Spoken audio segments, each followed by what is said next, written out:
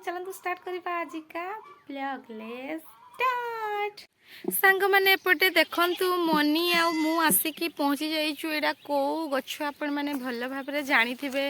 ए कोड़ी को नेई कि आमे ताको आचार करबा। देखंतु गछरे एते सारा पाची जाइछि बरकोड़ी, सेति पय पूरा तळे बहुत सारा पड़िछि।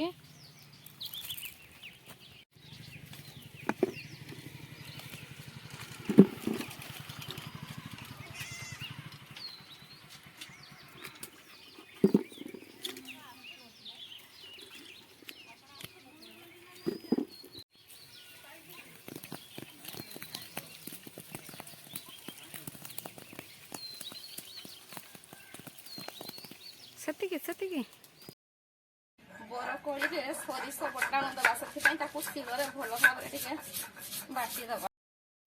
बरकोड़ी को प्रथमे भल भाबरे ताको परिष्कार पानी रे ताको धोई दबा।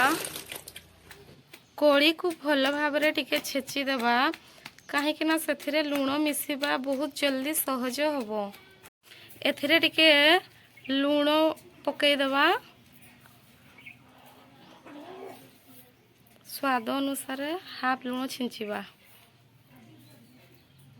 बटा हेइथिबा सरिष को एबे सेथिरे भल भाबरे मिसई दबा।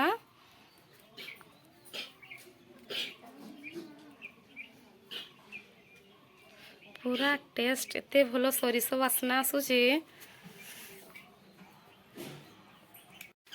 ए बरकोड़ी को ए कोड़ीटा कहीं सुखी जाइए, से कोड़ी को गोटे दिन ही खरारे सुखेबा। जदि कंचा टिके थिले 2 दिन कि 1.5 दिन देइथिले हे जाइथांता।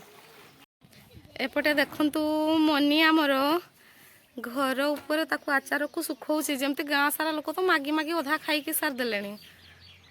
खाइबो किए, कष्ट करूछि किए। चुली रे प्रथमे छोट पात्रटिए बसैबा।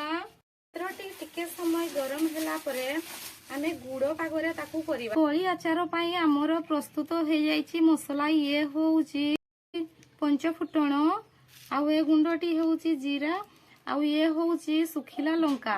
जदि आमे आचार रे पैकेट लंका पकेबा ने, काहे कि ए सुखिला लंका पकेला माने तार स्वाद आउ टिके भल भाबरे आसी थाए। कोली पाग भी हमर पूरा ठीक हो जाइछि। जदि आपण चाहिबे तेबे एथिरे हळदी पकेई पारिबे, नहले याकू स्किप मध्य करि।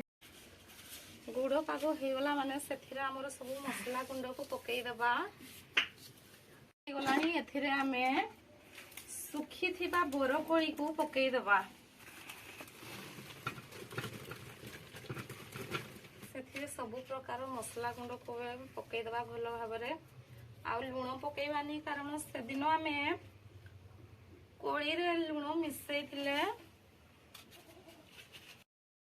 एही आचार को किछि समय ठंडा हवा पई छाड़ी देबा। तापरे एथिरे गरम हेइथिबा सरिष तेल को पकेई देबा। तापरे पूरा रेडी हे जिवो हमरो कंटा कोड़ी बा बरकोड़ी आचार।